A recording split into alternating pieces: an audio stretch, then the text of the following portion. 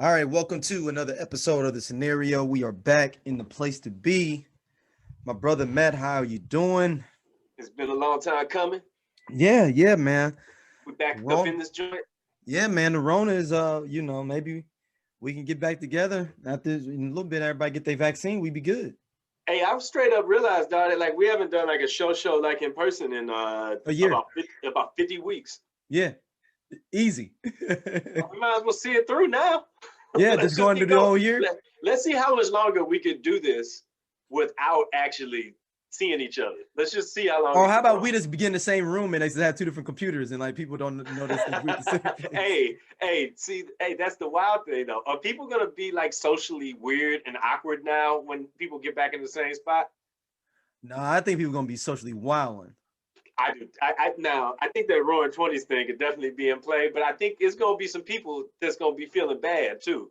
Be like, hey man, you ain't hit me up since last year because we couldn't hang out. And Like, is that gonna be for women or is that gonna be I think just? it's gonna be. I think it's gonna be for everywhere. Like, you're gonna see people who's cool, who's having to get to know each other again, and it'll be like, this is strange as The hell. day your mom died? Like, right. Like, you got a whole new job. What you doing now? Like, y'all live 15 minutes apart from each other. Why'd y'all stop talking to each other? That Rona, man, that Rona shut down all these friendships, man. Hey, it's gonna be a reset. Hey, I do think that people are gonna come out the Rona though with like new relationships, like people that you talked to that maybe you wasn't talking to as much, or people you got cooler with during the Rona, and then there was I people agree. you wasn't talking with as much. I feel like it's gonna change like whole relationship dynamics, like between friends and things like that. Yeah, no, I think it is definitely because everybody's gonna have their own thing. Like these are the people I kind of was rocking with, you know, Hmm. and that's who I'm gonna be rocking with. I feel like that's a great segue for a bone I got to pick with you too. Okay, So hey dog, listen, you done got up to about 50, 11 shows. You dropped an interview show and I didn't even know about it. I've been what are you talking? I've been to premiere that like months ago. So my question is, well, we've been in the house for 12 months. It wasn't out there before we went in the house. You liked the one in the picture. You like one of them, I did because I wanted you to know that I saw you and I but, saw what you but was that was doing. months ago. I just want to know why I can't come on the show. You talk all Because these you other people, always on you. They know who you are. but you haven't interviewed me. Come See, on, man, it's stop just it. me talking. Stop See what that Rona doing to you? it. You see what that Rona got you acting different. No. You See, got that juice poster behind you. We gonna end up like that.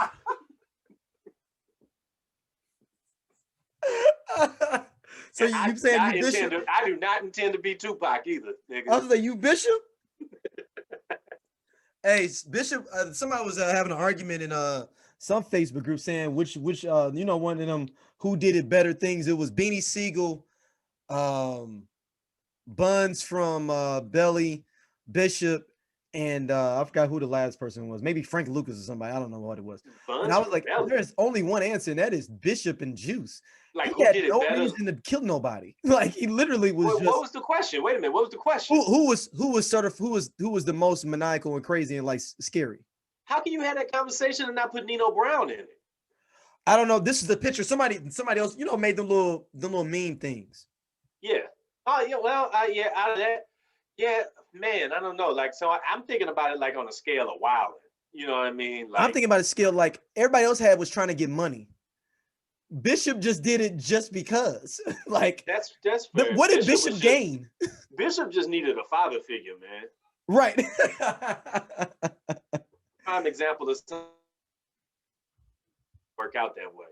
Right. Yeah, that's what I'm saying. He was certifiable crazy, man. Okay, that's fair. That's fair. Like Nino Brown. Nino Brown at least had an agenda. Like, Nino Brown had a plan, Mm-hmm. but Nino just wasn't. Nino was like a ultra Avon Barksdale. Oh, he's the ultimate capitalist. Yeah, like Nino Brown. Nino Brown laid it out in a way where, like, if he would have lived like another 5 minutes, if he wouldn't have fell over them steps, Nino Brown was gonna run for Republican governor of New York. He was gonna be that alderman in a minute. After he got out, he was gonna be an Yeah, alderman. Nino Brown's gonna be knocking on doors with them little flyers talking about some vote Nino 92. Oh man. Oh Hey, man. New Jack City is on HBO Max right now. I had to watch it the other morning just on the strength. I mean, I watch it at least 2 or 3 times a year in general. Like I feel like there's I don't know what this is. I don't know what this says about me. Like if I wake up hella early in the morning, which happens frequently, I watch an old movie like that. Like I watch King of New York. I watch New Jack City. What else did I watch not too long ago? Hell, man, I even watched The Mac one morning. Like I don't know. I watch black ass movies early in the morning. I mean, I guess King of New York ain't technically a black movie, but it's been adopted. I By mean, culture. I would think that's a black movie now. We've adopted it like the racial draft. Oh, it's totally over. That and Scarface are ours. Okay, I was going to say next is Scarface. Biggie definitely. named himself Frank White. Some people don't So- even know Frank White is that character from King of New York. That's true. That's People true. think it's That's a good call. Biggie's alias. That's a good call. That's a good call. I feel like I feel like that's the three things that black people have adopted in culture, just taken in, was King of New York. Now this is something I'm gonna ask you about since you're watching all these old movies. Have you realized that you filled in plot holes on your own in your own mind? Like when in the movie or like with in what the movie, and you be like, and I don't know if I'm having like that Mandela complex. We like, yo, I swear it was a scene where they explained something, but that you understood that happened, but you watched it again, you're like, that scene never happened. Well, give me an example. Give me an example of a movie where this happened. I'm gonna give you New Jack City, for example. I thought it was a thing where there was a scene where I thought the scene where they were in the water talking about, he was like, I got your back. I felt that was a longer scene and that they went into some more deeper stuff in conversation. So here's the thing I'm gonna say about that scene though, because you know what, I thought about this while I was watching it last Friday. I watched it. Actually, I watched it. Yeah, I got paid. I watched it someday. I got paid. I don't know why I needed to watch New Jack City. Definitely was not about to go into a criminal drug enterprise with the amount of money that I earned from them 2 weeks. But I watched that, and a part of the plot I had a problem with is that he was out there kicking on him, chilling, but there was no story development about why. But see, that's what it was. I thought they built more of a relationship with them. I built that in my mind, maybe. See, here's the thing, but also this is early 90s movie making, because they hadn't quite got to like the smoothness of how to like link together stories. Like you would have something happening and then a scene would just stop and then they'd be in a completely different place, but they haven't explained what happened. But we filled that in at the time. We came up with another 3 or 4 scenes in our own mind to make them be the closest of homies. We need to do the uncut scenes from New Jack City. So we take New Jack City and then we put in the scenes that we thought happened and we just cast it with people that we know. Like who from SOLC Network would be Nino Brown and G Money? Somehow I want to get Javon in this movie. I want Javon to be the Dunner Man for some reason. I just think he would kill that. Even though I think he could do multiples, but him as a Dunner Man would be hilarious. See, I want Javon to be G Money, because G Money did a lot of unintentionally funny shit. Yeah, but the Dunner Man is stuttering, trying to be a gangster. You can't tell me Javon wouldn't do that well. Like Dunner Man is like my dick. Like he's really trying to kill. He's a murderer. Okay, but he has a speech impediment.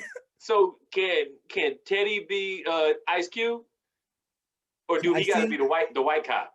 Oh, it's more Judd Nelson. Yeah. And for some reason, okay, this is where I filled it in. I got the scene now since you said that. Remember the scene where Nino goes and kills everybody at the Italians on the bike? Yeah.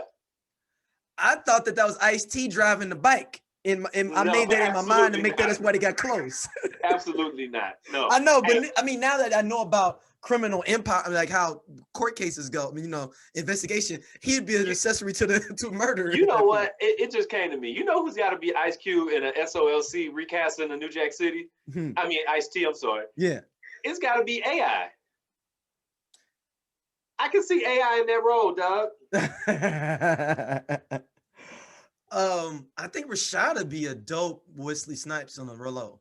I do too. I was gonna build up to that, but I think that he got it. I think that Rashad would have to absolutely be Nino Brown. Yeah, he would Rashad definitely makes be me Nino feel Brown. like everything that Rashad's one of the only people, and shout out to the commentary for the heat that they do. Yeah, definitely. The person in my life that I know that every conversation I've had with him, even if it's not about anything at all, it carries some weight. Yeah, it feels heavy. Sit still.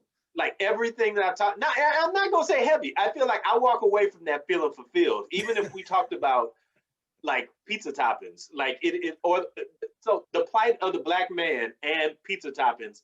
I feel the same nourishment from the conversation. Yeah, I think what about do you think that Rodney could be a good G Money? Nah. Or do you put Javon as G Money and then Rodney as the Dunna Man? Yeah, I could do that. I could do that one. Just switch that casting around real quick. Yeah, I could do that one for sure. But who's Pookie? You talking about Keisha? So who played Keisha? No, I'm talking about who's gonna play Pookie, because there's some inherent disrespect in that role. I mean, we've only got, I don't know, who would you? I mean, we only got so many women to pick from because we're terrible people and we don't be having enough women shows. I mean, yeah, we've tried. We haven't tried. We have tried.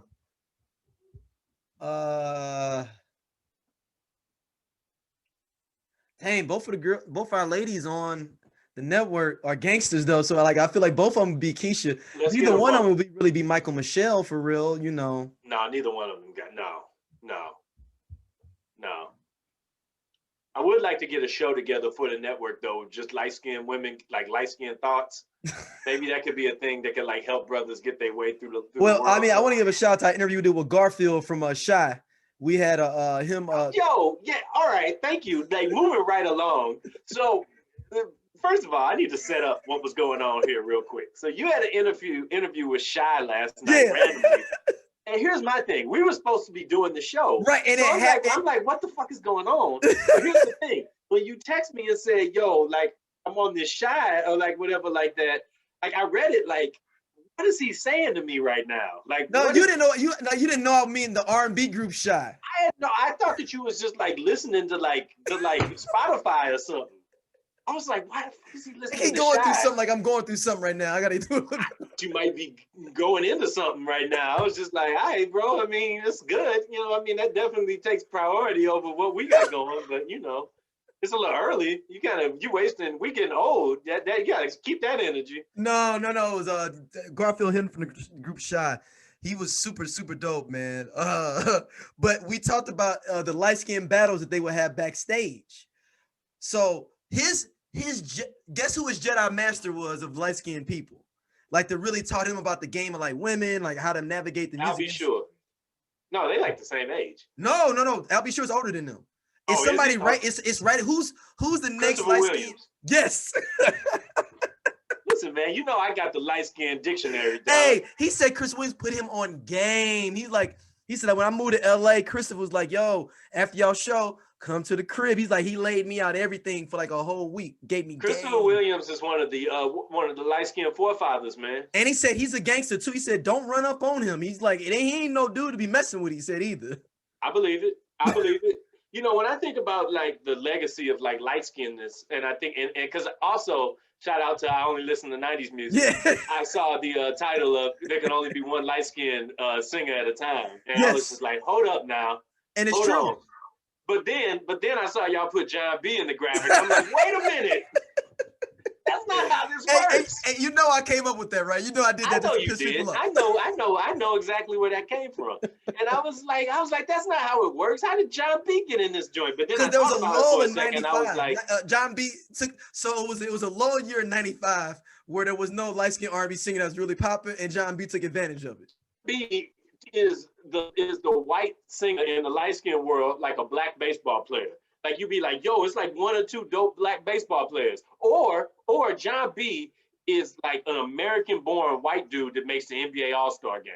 Yes, he is. There it is. He's Jason Williams. There's way more dope black baseball players than there are dope white American-born basketball players. He's Jason Williams. I mean, who's the last? Like, here's the thing: who's the last dope American white basketball player. Jason Williams.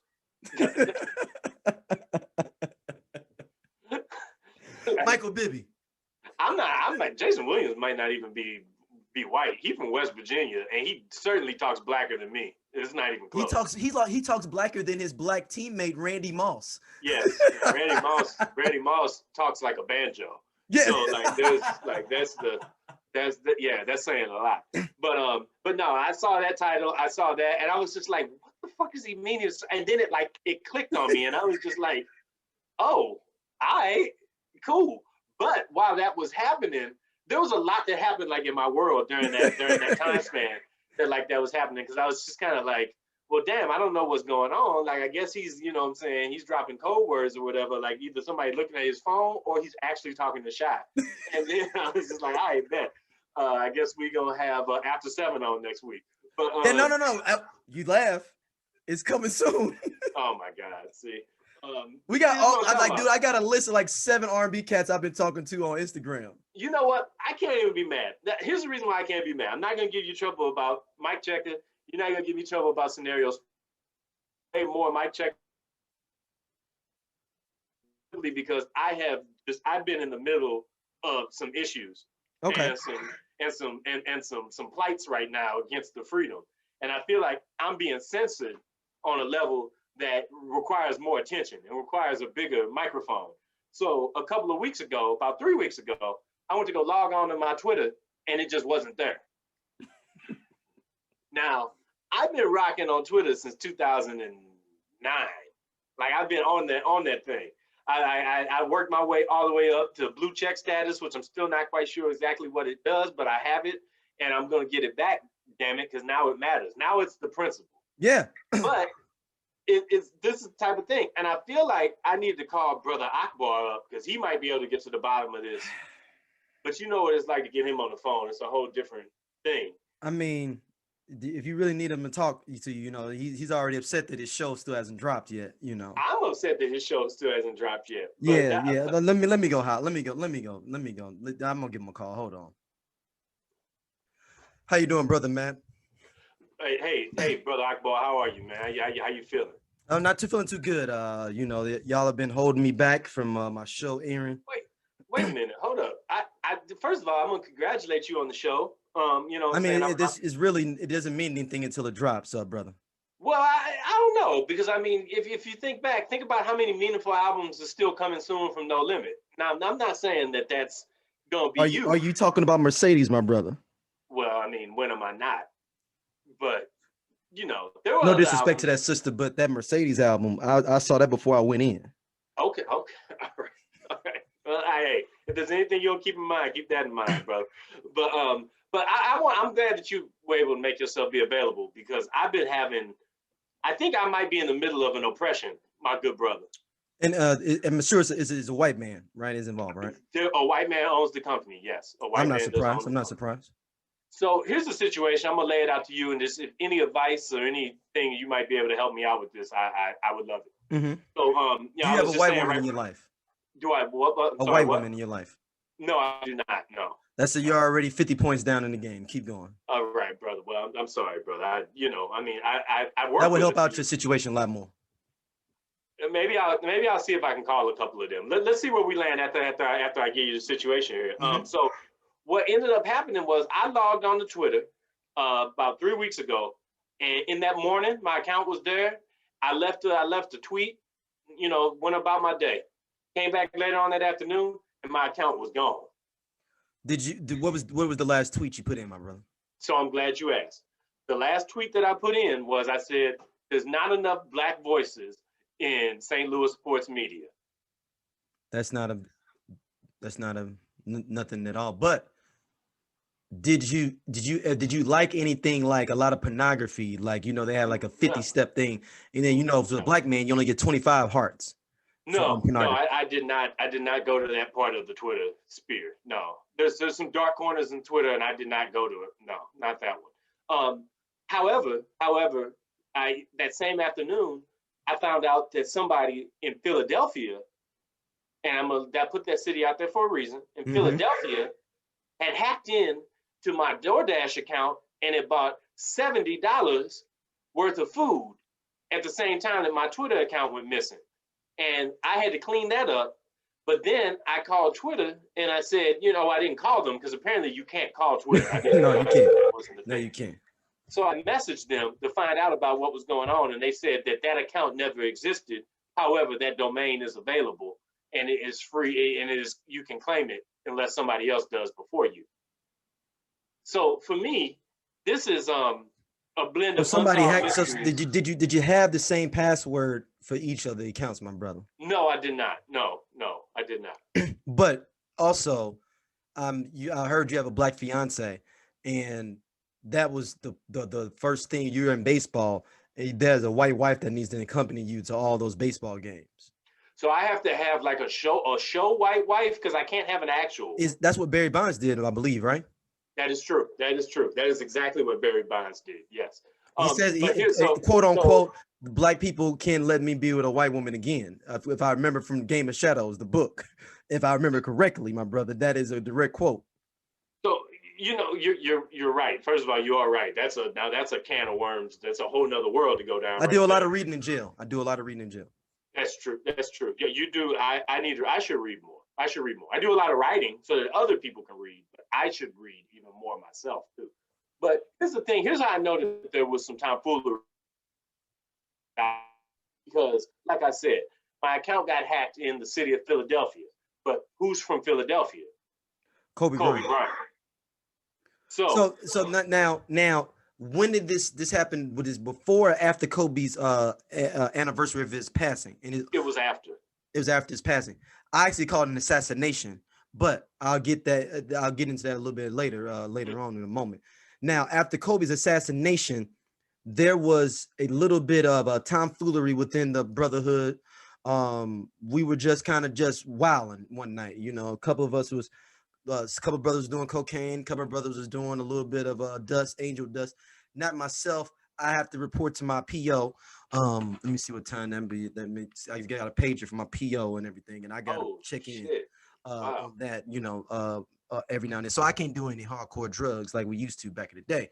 Now, that time is coming. Now, brothers got online, and one of the brothers, he learned in jail how to hack a little bit. He's like, for Kobe's death, why don't we hack into a whole bunch of different door dashes and order food back to Philly, to his family's house, second removed cousin.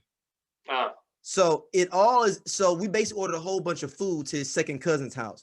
Now, I come to find out when I did a little bit of deeper, this brother kind of set us up because that brother was his girlfriend was the second cousin to Kobe. He was just trying to get food to her for free, let's say he was looking out for her during the pandemic. See, it was a conspiracy within us.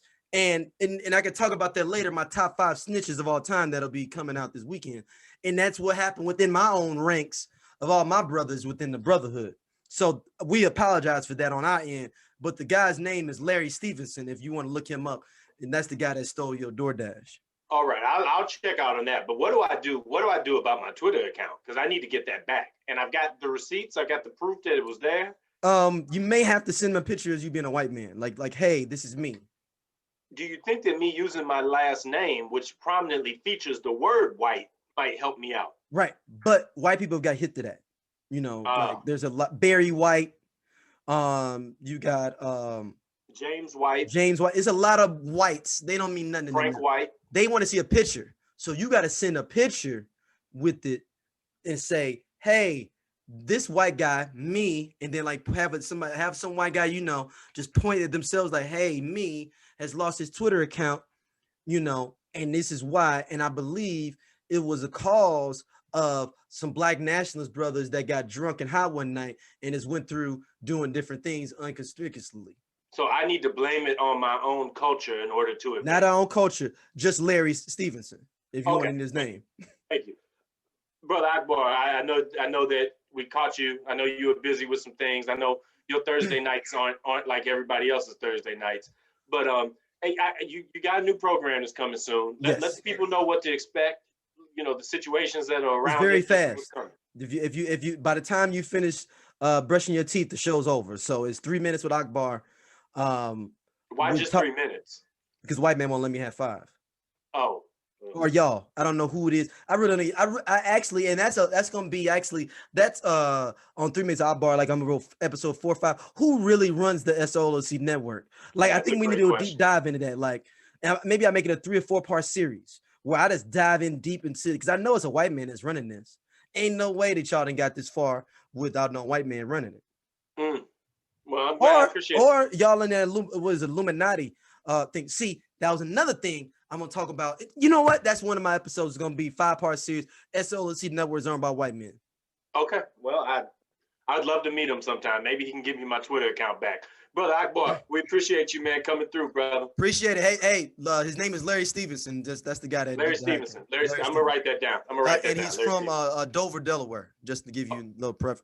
He live on Partridge Street, 1818 Partridge Street. Hold on, man. Am I snitching? Let me get out of here before You're getting close. Yeah, I'm not snitching. All right, brother. Be well. All right. Yeah, man. Akbar's off the chain, man.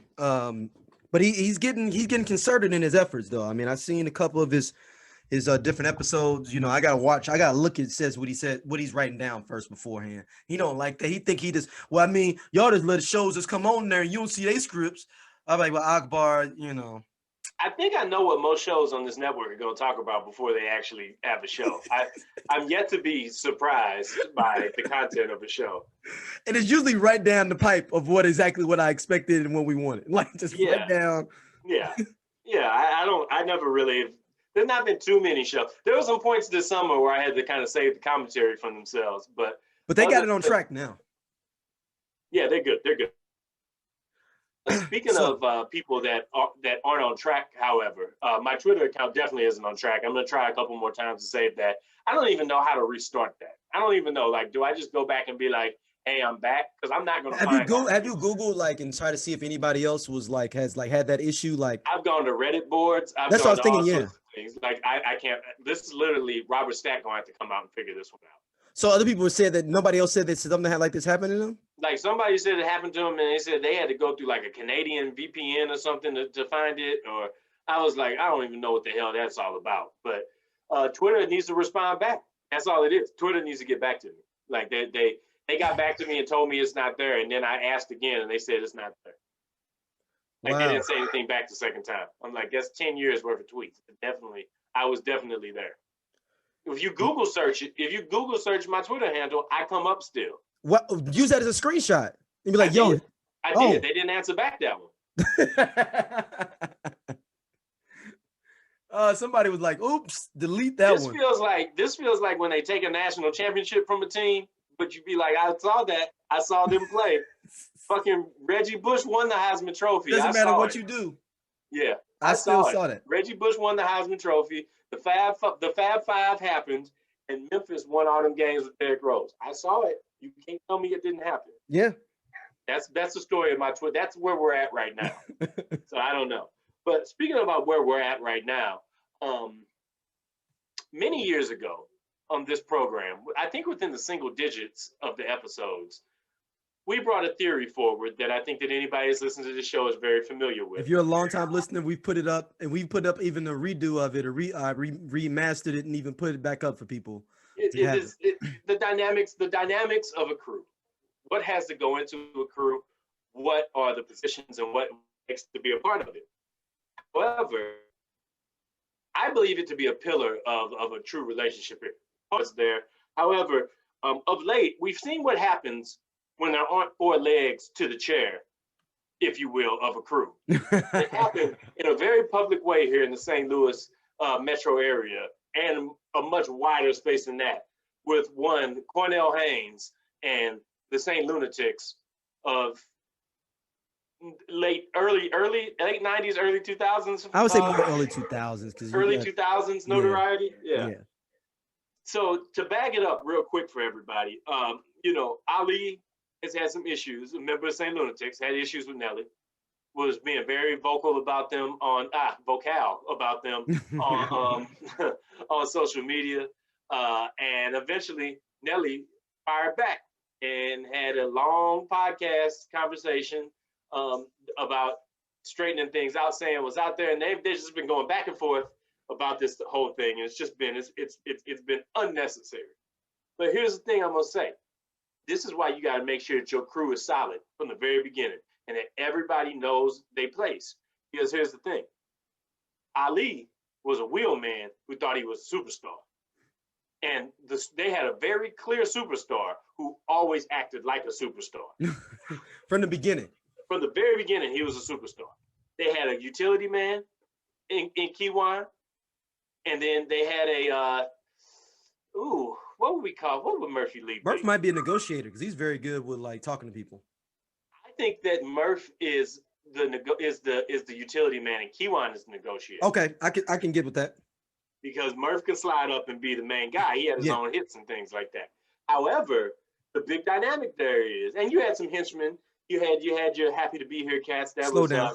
Your henchman was City Spud. I think he was very happy in that role and fit into it very well. Your happy to be here was definitely Slow Down. However, you had a missing leg of what was required there. You cannot have a fight over the superstar role. And here's the thing, you cannot at some point feel like you're still the superstar and not speak on it. Because there can only be one superstar per crew. Mm-hmm. And that's why I know that the Brooklyn Nets will not win the NBA Finals this year. But we'll get to that in another time. However, because even the Miami Heat had to figure that out. I want to know your thoughts. I know it would not work in my crew. There's no aspiration to be a superstar. The superstar, here's the key though. The superstar cannot aspire all in whack. The superstar just has to be. He just has to be. The world dictates that. Mm-hmm. And that's how that works. However, when somebody is striving for that, that throws the equilibrium of what's going on out of whack. And that's what I think was the root cause of the problem here with the St. Lunatics. What are your thoughts? Yeah, I mean, I think it had a lot to do with so many different things, but like even if you listen to Ali and Nelly, it's really nothing over nothing. Like for real, like you got to think real crews have broken up over if you're talking about on the line of things for a crew to break up over, this is one of the lowest ones, like for a crew to have to actually break up over.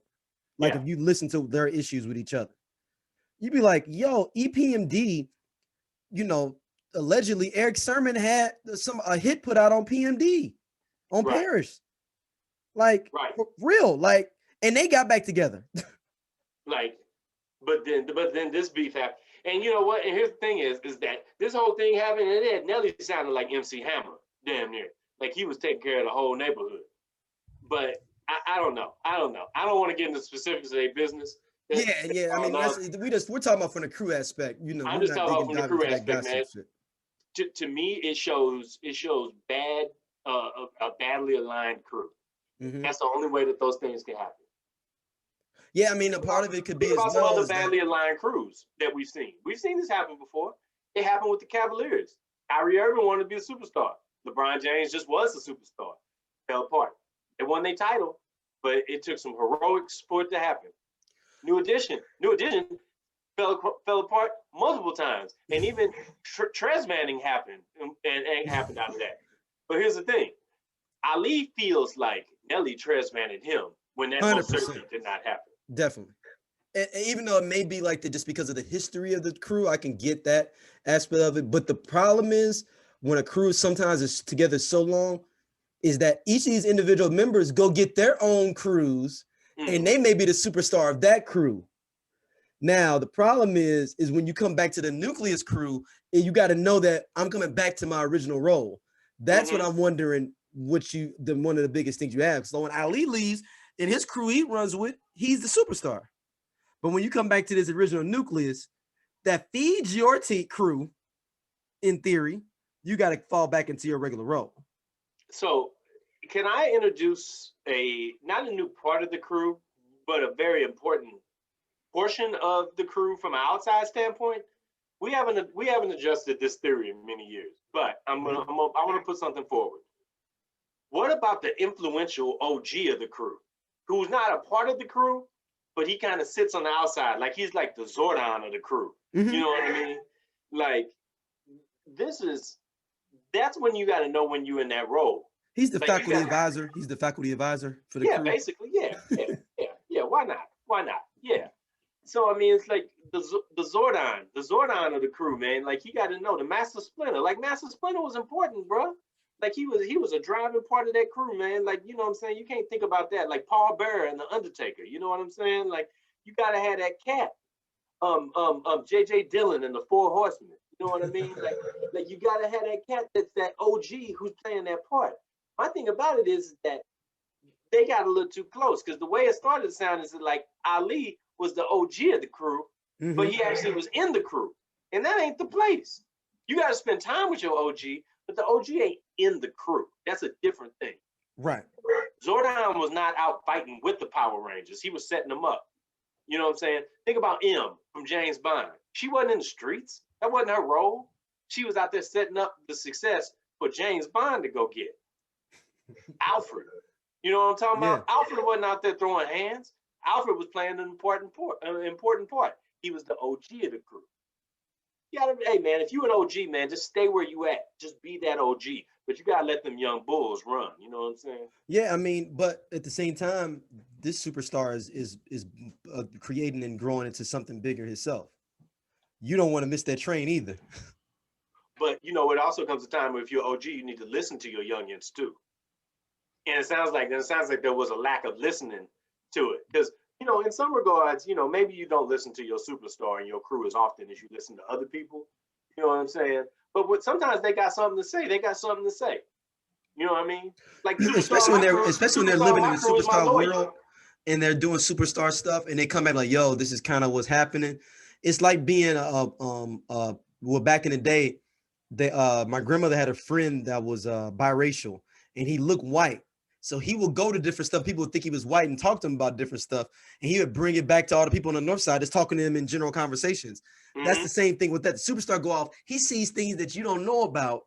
And then you could bring it back and be like, yo, this happened.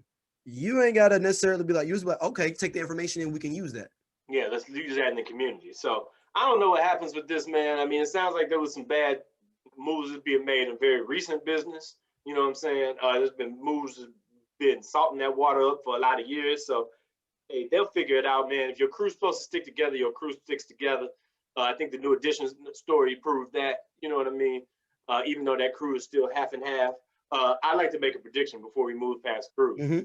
New Edition is going to come back together like Voltron on the other side of this pandemic. That cash after not being on the road. Oh, for sure. We're going to get a 6-man New Edition tour coming to the second. We're going to see a lot more tours. I think a lot more groups you're going to see in general getting back together. So what's going to happen is that the side chick circuit is going to be popping like never before. There's going to be a side chick circuit concert every weekend. And you know what's going to happen too is that the catch-up ratio is going to get off the charts in 2021 and 22. Because cats got to go get first of all, they got to go get their side chick they lost during the pandemic. So they got to really overboardly take her out and do stuff with her. Well, but then you also going to have cats who's been muddying up the waters during the pandemic, who going to be back in the world, and they're not going to have the pandemic to be an excuse for not following through. That's what I'm saying. So they got to make up for it. So they got to take it to the concert. Absolutely. You may see a lot more. You may see a lot more regular people, side chicks at regular concerts in 2022. You may see spillover. You know what? But you're going to have a little bit of leeway right there, where if your side chick is vaccinated, and your main chick isn't yet, you're going to be out there living your life. You can be like, you didn't want to get that vaccine. I'm out. And again, remember, this does not count for Atlanta. Atlanta is not subject to this. And you Texas. guys are doing whatever y'all want. Well, Texas. I mean, we're going to talk about Texas a little later. Let's keep Texas. With that. We can go right above Texas to Oklahoma.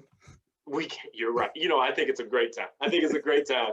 Let's go ahead and a little southern with this, because we got to go north. Let's just kind of go a little bit west real quick. All right, so everybody see my screen here. We're gonna figure this screen sharing thing out. It's gonna be a whole different thing for y'all, but we had to let you all see this. This is the Oklahoma fight between. Just don't even set it up. Okay. Don't even set it up. Let's hold on. Let's tee it up. This is what happens when you overestimate yourself. This is what overconfidence looks like. Let's let them have it.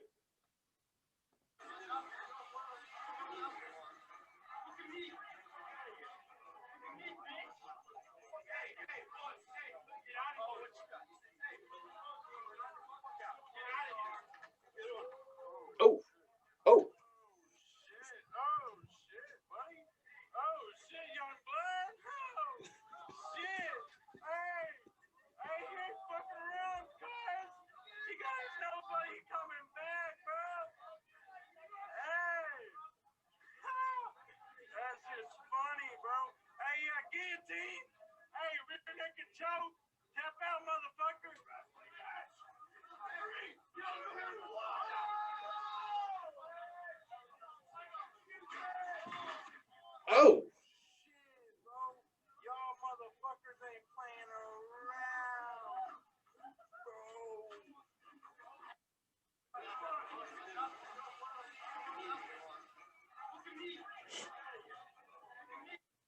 Yo.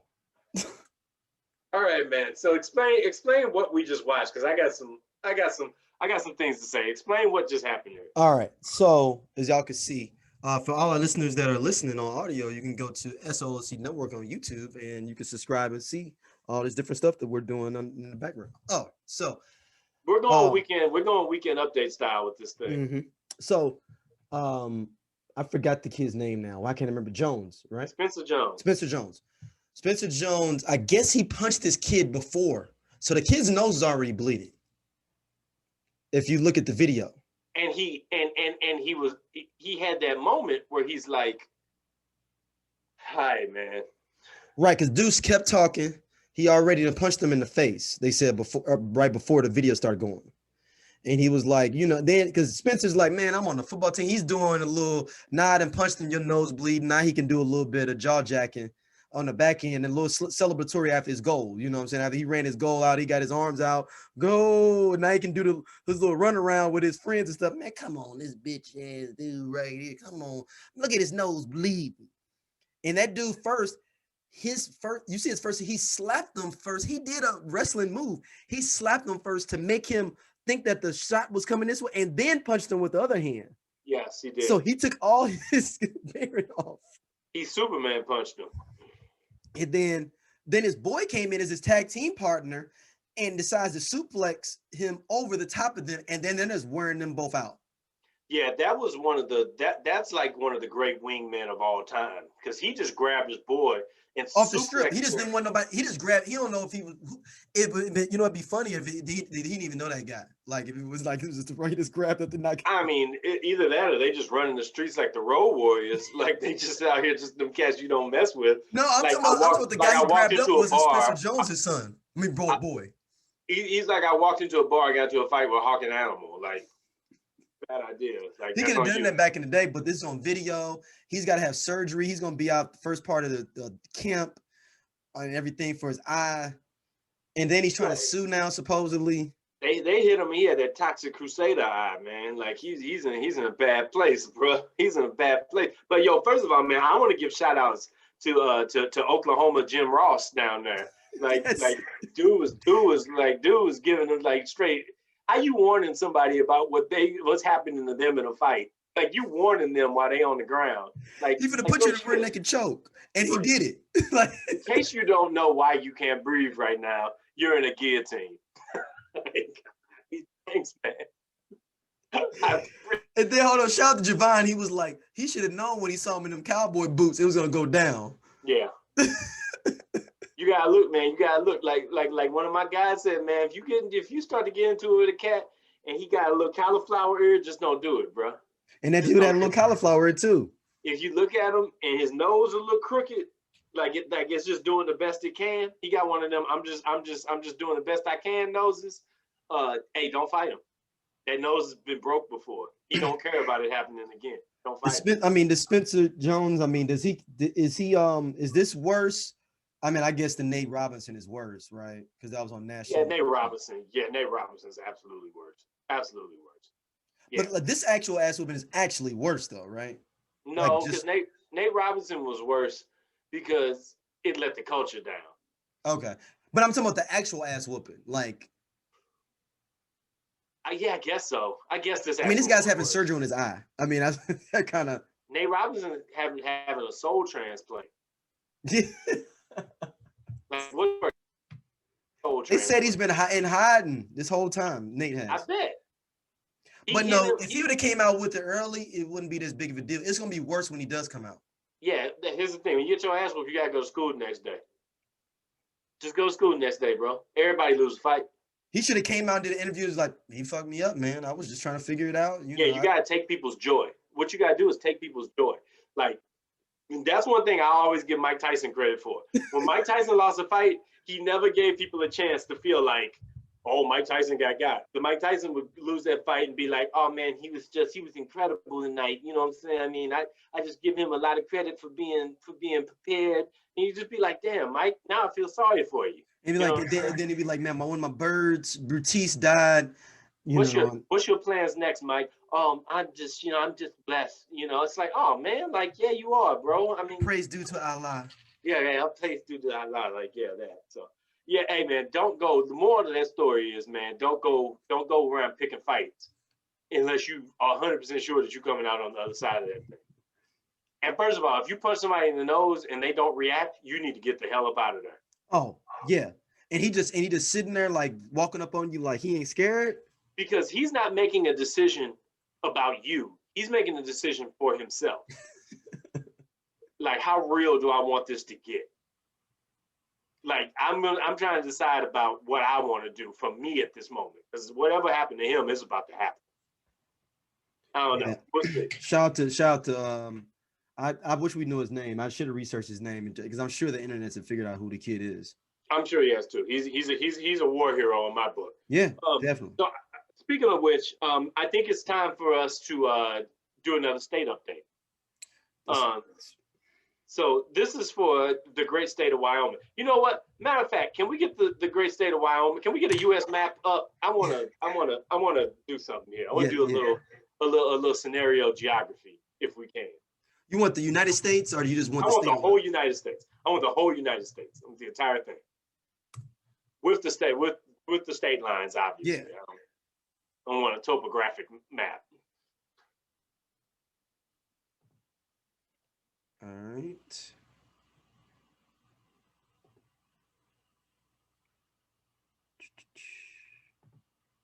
Here you go.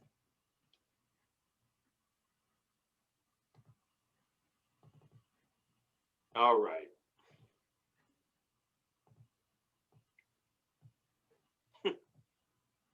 I don't know why I didn't go straight there originally. There we go.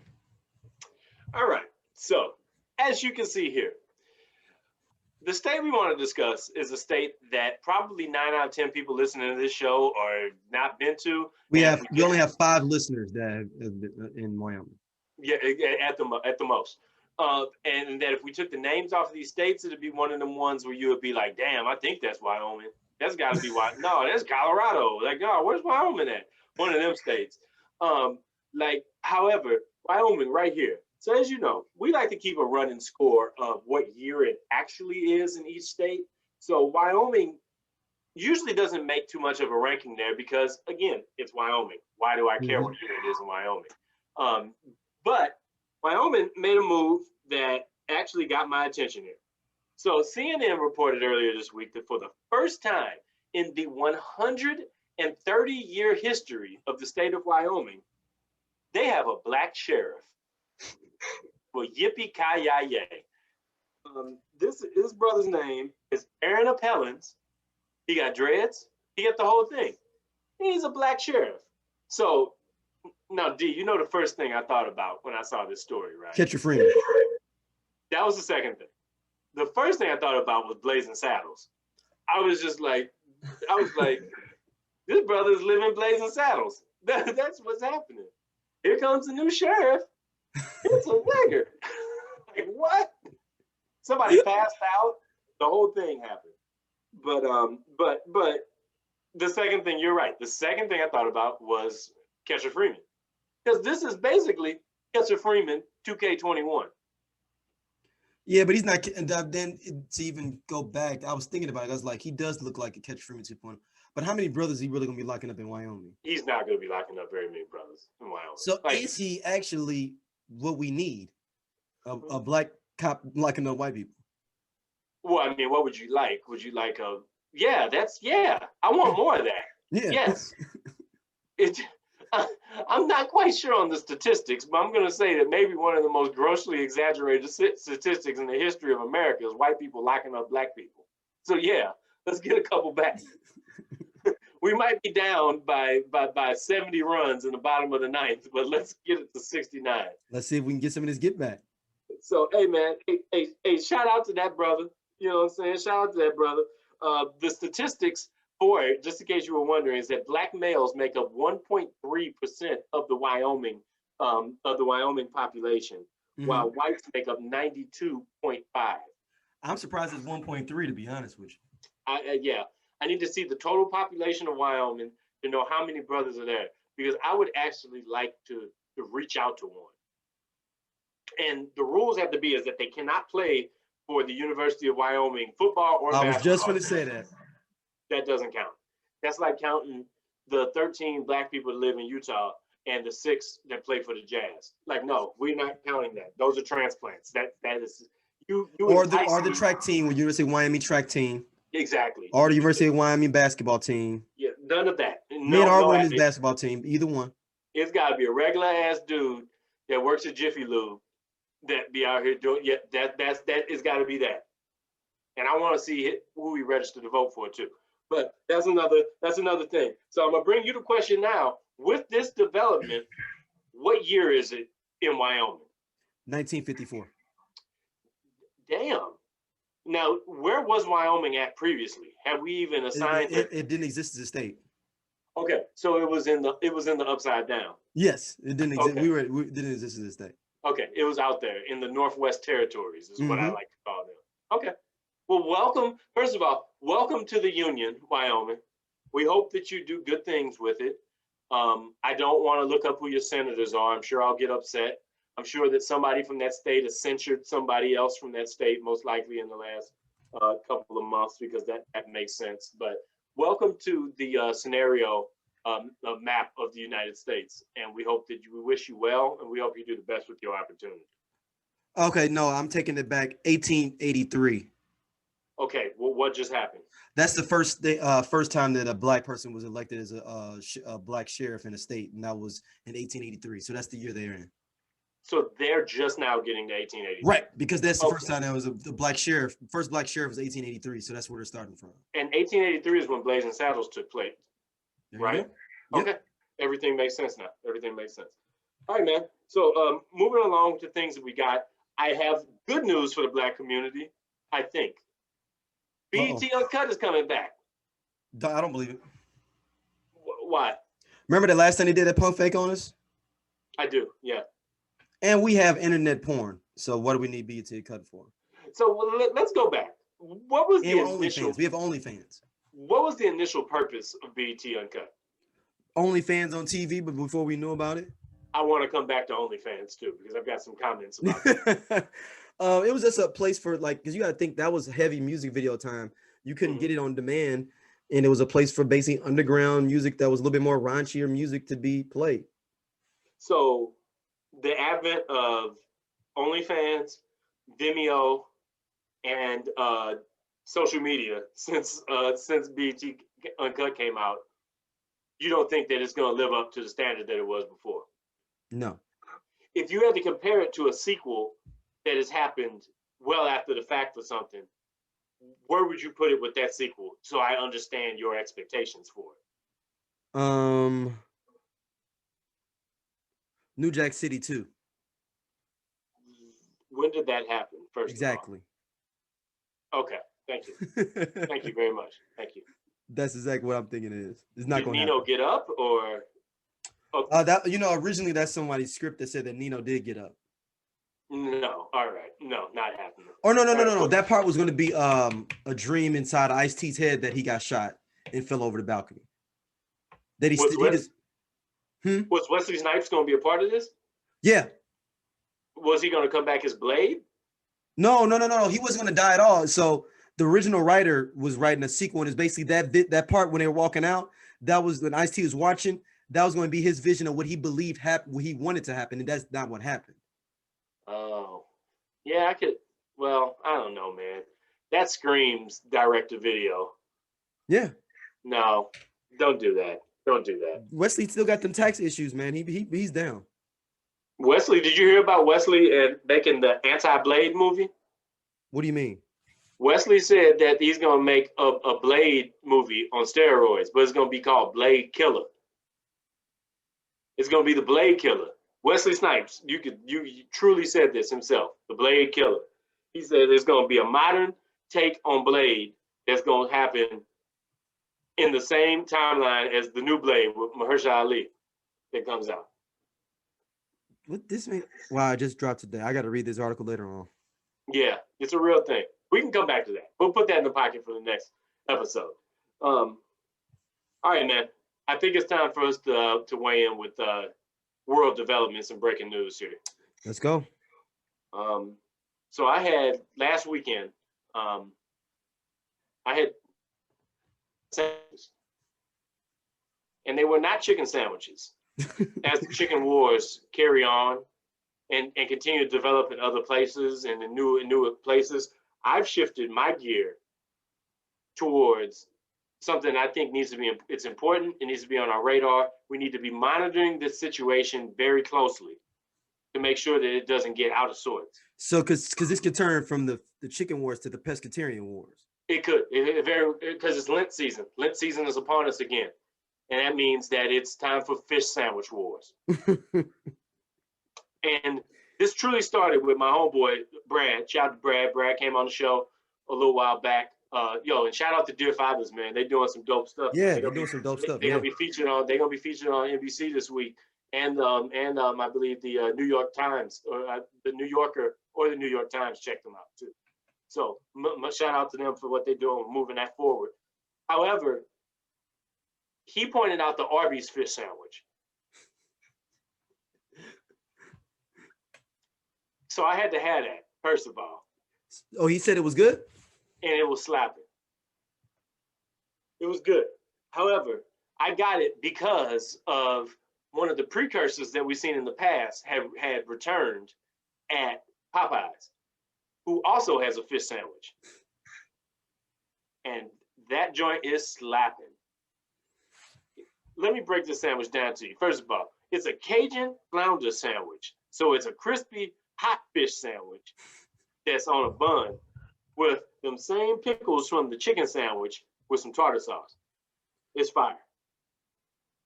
It's also 2,300 grams of salt. But I was just gonna say, what is the calories on that? I don't know the calories, but I do know the salt, and that's no good. However, I had to do the investigation. But I had to get the Arby's sandwich because the Popeyes line was into the street, which is a surefire sign that the wars could be starting back up. And we need Popeyes is always first to shoot the missile, huh? They go into other people's yard, man. Popeyes is a habitual line stepper, man. And everybody's got to step up their artillery, which started the whole idea of the wars. You know, and you know what? But here's the thing. In your mind, who has the OG fish sandwich? McDonald's. Damn right. The Filet-O-Fish, son. The only thing McDonald's messed up. They have an opportunity because they only gave you half a slice of cheese after a while for that Filet-O-Fish. You know what? I thought I was the only person that saw that. They gave you that little slice of cheese when you had to take the plastic off of it, but you tore it a little bit. Mm-hmm. Yeah, man. Hey, one of the clutch fast food meals is a Filet-O-Fish. Get you some fries, and then get you that McDonald's Sprite. It's a different Sprite than a regular Sprite. People. That McDonald's Sprite different, son. That McDonald's Sprite goes a little different. Just like that Coke from McDonald's go a little different because they actually put a little Coke in that joint. That Snowfall Coke.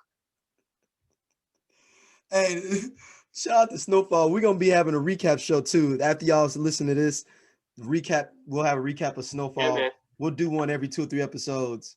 Yeah, man. We're gonna keep that pop. It's gonna be it's gonna be a quick listen, man. We're gonna get under that. But hey man, I'm gonna keep my ear to the streets, man. And I'm gonna see what's going on. Yeah, I'm interested to see how this is gonna go with this. Is it only during Lent, like where it's like yes, this is the popping season. Okay. If it bleeds over, we're gonna know we got a real war on deck. Right. So now it's just having a naval battle. It's like having a naval battle right now. But Cash Money is an army and a navy. But you know what though? Chick-fil-A also has an entry in this in most years. What? So I don't know. I had a fish sandwich from Chick-fil-A before. It was lackluster at the very best. Really? It was to the point where I felt like I wasted the time going to Chick-fil-A, and I've never felt like that going to Chick-fil-A. But here's the thing I know about them. They competitive. They're not going to take this Popeye sandwich laying down. Not after the chicken wars, son. I mean, did you ever have their mac and cheese? I never had their mac and cheese. I don't eat nobody's mac and cheese, dog. You don't eat nobody's mac. You don't eat mac and cheese at all. Not at all. Okay, so you not you. I need to take it to check it out and see how it compares against some of the other favorites. It looked like gentrified macaroni and cheese though. While I don't eat It it, I does. know That was what the thing that threw me off. I know what macaroni and cheese looks like when people say it's good. And so I visually know what it's like. Like it's like this. Like look at it this way. Like if somebody doesn't date white women, they still know what an attractive white woman looks like. That's just not what they dabble in. That's me and macaroni and cheese. I just don't dabble in it, but I know the ones that people say looks good. So that's how that makes sense to me. However, I'm gonna keep my ear to the street, man, and see how this works out. Because Wendy's got a sleeper fish sandwich. You know what I'm saying? You always got to watch out for Jack in the Box, man. But you know, Jack in the Box will fool around and pop up with a London broil on your ass or something. You never know what they working on. So, all right, brother. Hey, man. So, I think we at the point in the show, man, where we got it's time to call somebody to the tarmac, man. It's time for the main scenario Uh-oh. of the evening. Who you calling to the front of the congregation? I'm gonna go down south. He's just in Oklahoma. I'm gonna go down just one floor down. I need to talk to Ted Cruz, man. Oh, Teddy Cruz. All right. I mean, is he back in the country? He's back. Yes, he Okay. got back. He got that ass back. Ted Cruz got back in the country like the street lights came on and your mama was standing on the porch. Did he leave his family down there, or and he came back on his own? That I think he did leave his family down there, which adds a whole nother layer to this thing. But everybody knows what's going on with Ted Cruz.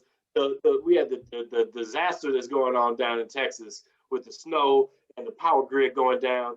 And when you look at Ted Cruz, who's supposed to be Mr. Captain Texas, you know what I'm saying? He was at the airport on TMZ hopping a plane going to Cancun, Mexico. My thing is how you don't have enough money to get no private going or hookups to get no private. Like they should have brought a helicopter to your house and landed you on the tarmac. Meanwhile, you standing out there getting you a Starbucks, standing in the tarmac with me. And I don't understand. Like, and then it was regular Patreon. Like, you don't think people's gonna know you and take a picture of you? Right. But here's the thing. You don't think people are gonna know that you was running? It's like, yeah, my family made a decision. My daughters really wanted to go on this trip. He said, like, I believe he said, like any parent, you're gonna look out for your kids. Like, no. This is not how this works, player. You put the responsibility for this on your kids. Ted Cruz somehow turned a natural disaster into a child support case in the court of public opinion. He sure did. He sure did. And now he's the dad who was supposed to pick up his kid, but then ran into his baby mama at the club and got called out.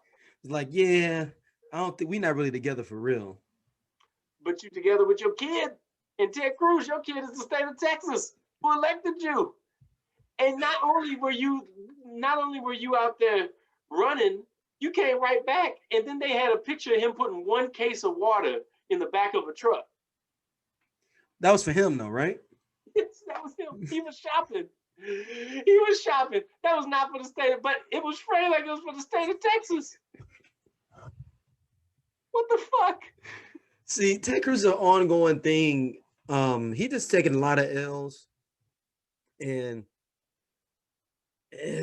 I don't know how. I mean, I think the kid. Loser, is he the loser of the year so far? Oh no, that's Josh Hawley. Really? Yeah. Ted Cruz kind of did the same thing as Josh Hawley, and then he tried to flee the country when his. But Josh Hawley tried to take the no, I got this, Ted. Step back a little bit. Josh Hawley did throw his cape on. You're right.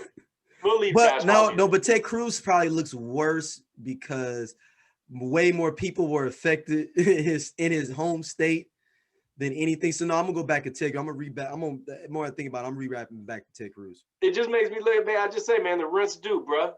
There's been a lot of people that the rent's been due on in history who you look at and you be like, hey, listen, dog, it's time for you to deliver something. But instead, you ran. And Ted Cruz wasn't alone.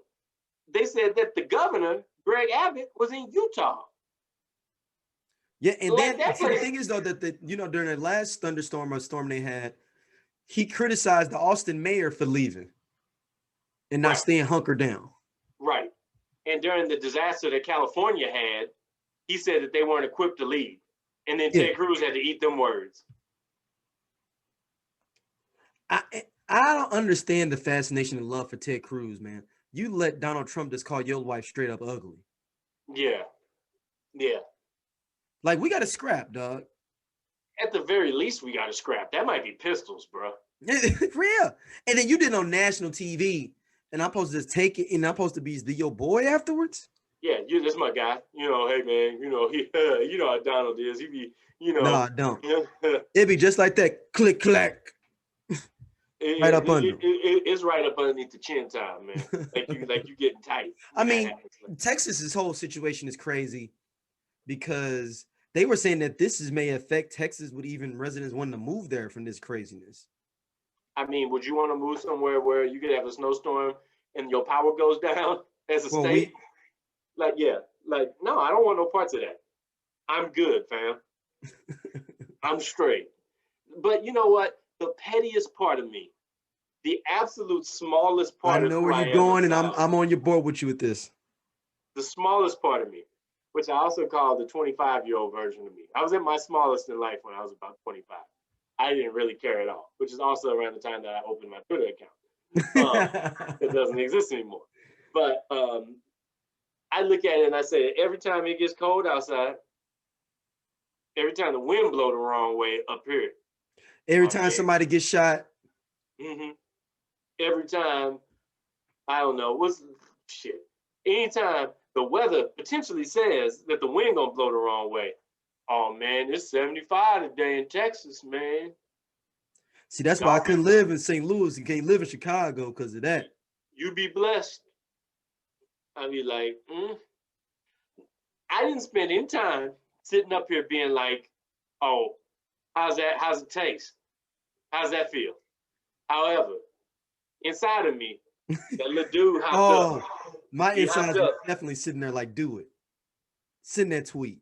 It was a version of me with a big ass suit jacket on and a t-shirt underneath it and a pop collar polo from 2005 hopped up on my shoulder and was just like, talk shit about them, dog. Don't let them off. They gonna be talking crazy about you when it be cold. Hit their ass, fam. Go and get them, son. Go ahead and get them. You know what?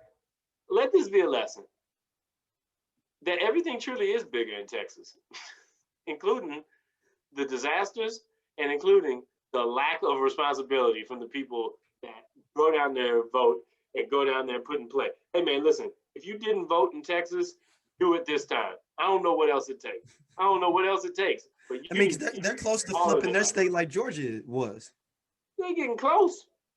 But that Kool-Aid is purple. It needs to be blue. It needs to be great blue Dini, like when it first dropped. You remember back in '94 when everything was blue raspberry? Yes, sir. That was the blue raspberry ass year. That's what they need to turn Texas into. They need to have a blue raspberry run in Texas. Oh, 100% they do. I mean, it's coming. It's coming. I hope people still move there. You know, brothers don't like moving places that look cold, apparently. I mean, it is what it is. There's a Charles Blow, who is a professor sociologist. He's got a whole campaign to get Black people to move back to the South in general. Like what parts of the South? The whole South, period. Like you said, economically it's better. I'm talking about Mississippi, Alabama, Texas, Georgia, Florida, South Carolina, North Carolina, Kentucky, Tennessee, Arkansas. I do like the idea of a Black power state. Yeah. Like truly one that's there. I'll leave the feasibility of that to the brothers over at Politics as Usual. They'll let me know what. Yeah, I mean, the state. If any state you want to invade like that, but it's gonna be hard on your education stuff for a while. Is Mississippi. You're already 40% Black in Mississippi. True. Never left. Yeah, but at the same time, a lot of them ain't registered to vote. A lot of them are uneducated because you got to think, how is that state red, so red, and 40% of your inhabitants, your constituents are Black? Yeah, So man. it shows you what's going down. Or it shows you how bad white people don't like black people there. Like that they doubling up on every one of your votes. Like every white person is not trying to have nobody progressive. We got a lot of problems. We got a lot of stuff to still Yeah. work out. Unfortunately, right now, we're in a place where there's a whole lot of ground that's having to be made up. And then new strides we got to take that we're not able to focus on some of the strides that we need to bring forward as much as you would like. But hey, at least we made it to Mars. Shout to Elon Musk. Yeah, man. Hey, brother. So what's up, deck, man? We got the new Snowfall Pod. Yeah, the Snowfall Pod recap will be this be dropping in the morning.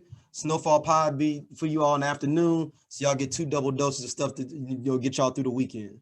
Yeah, man. And yo, and check that out, man, because we're gonna go back. See, what I want to do with this, man, is we're definitely gonna drop this in real time, but we're gonna do this a little different. We can go back, man, talk about some of the old episodes, give you that anthology of Snowfalls, because there's a lot of people somehow still Snowfall is like Underrated. Over the last 2 seasons, I think it's been one of the biggest awakenings. Like a lot of people got into it in season 3, but then a whole lot of people knew about season 4. And then that pandemic hit, delayed the production, and everybody binged on it. Yeah, so now people ready for it. So you know what I'm saying? It's time. We're gonna get it. We're gonna keep it covered for you here. We're gonna have some guests to come on with it, man. You're really chopping it up a lot of different angles, man. So we're gonna keep you covered here at SOLC with that, bro. Yeah, make sure y'all subscribe to us everywhere. Give us reviews, all that good stuff. SOLC Network everywhere. Podcast, anywhere you're getting your podcast at, wherever you listen to, give us a review on there, as well as subscribe on the YouTube page if you want to watch the video content we're providing on there with all the different shows and all different things we got cracking, man. We really appreciate y'all. Hey, recap of the second COVID dose for me next episode. Oh yeah, Matt's getting the COVID dose, second one. We're gonna see if I get mutant abilities or not, man. Man, yo, if you do, man, I'm your manager. All right, that's with it. That's where we at. All right, y'all be easy. Make sure you email us too. We gonna read some emails though next time. Straight olc@gmail.com or SOLC Network @gmail, either one. We lock down the domain on both of them. So you want to email us at either one, they come to us. we at that top where we just got to take all the domains that we own for stuff. So. Yo, man, and as always, stay plugged into everything we got here in the network, man. Check out new episodes of commentary, episodes of We Coming For You, episodes of Mic Check. Yeah, shout out to We Coming For You for real. Like they are big the hottest in India. podcast in East Asia, baby. Yeah, no, for real, people. They really are the hottest podcast in East Asia. they're blowing up in a place where it's noon right now. You know. Yeah. Shout out to Calcutta. Right. Calcutta live show. We Coming For You. And there's gonna be some Indian brothers that do listen, and this be like, I told you they're coming. Who did I forget, man? I only listen to 90s music. We got I'm missing some. Oh, Hood Classics, where we just do Hood Classic movies. We only have one episode. And we got a big announcement coming soon for an addition to the SOLC that's going to change. It's filling in a space that we've needed to get taken care of for a little while, and it's the absolute perfect person to come do it, man. So that is coming real soon. We're going to have news for you with that. And last but not least, that's coming. I'm ready for it. He's going to be back, man. He got something for y'all. So you went out a little bit there. What'd you say now? Go back. I said, and get ready for Akbar to speak. Oh, yeah. He coming. He got something for y'all. He's on deck. His top 5 snitches of all time is list. I've seen the previews, and it's unlike anything that's on the internet right now. Believe that. I don't know if we may have to have him have his own channel just for want to affect our monetization on our side. We'll see if it gets banned and how fast. Hey, man, and as always, man, hey, we promise it, we mean it, it's happening.